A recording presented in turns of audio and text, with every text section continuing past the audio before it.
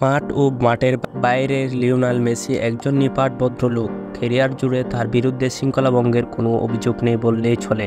সেই মেসির বিরুদ্ধে এবার রেফারিকে গালি দেওয়ার অভিযোগ উঠেছে। শার্লটের বিপক্ষে ইন্টার মিয়ামি রবিবারের ম্যাচে ঘটেছে এই ঘটনা। ম্যাচটি 1-1 গোলে ড্র করেছে পয়েন্ট টেবিলে শীর্ষে থাকা মিয়ামি। গোলটি করেছেন স্বয়ং মেসি।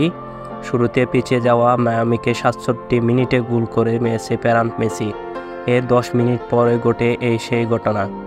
77 মিনিটে শার্লটের ফরাসি ডিফেন্ডার আদিলসন মালান্দা বক্সের মধ্যে পেলে দেন দিয়েগো গোমেজকে।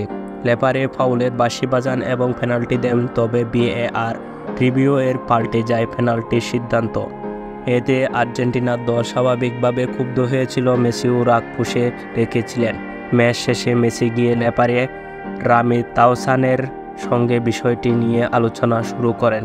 মেসিকে বেশ ক্ষুব্ধ মনে হচ্ছিল। অফিসিয়াল ব্রডকাস্টে বরাত দিয়ে লাতিন আমেরিকা গণমাধ্যম ইমপ্রুভে দাবি করেছিলেন ওই সময় নাকি লেপারিকে তুমি একটা কুকুর শাবক বলে গালি দিয়েছেন মেসি। তিনি বেশ কয়েকবার এই বাক্যটা পুনরাবৃত্তি করলে রেফারি তাকে হলুদ কার্ড দেখান।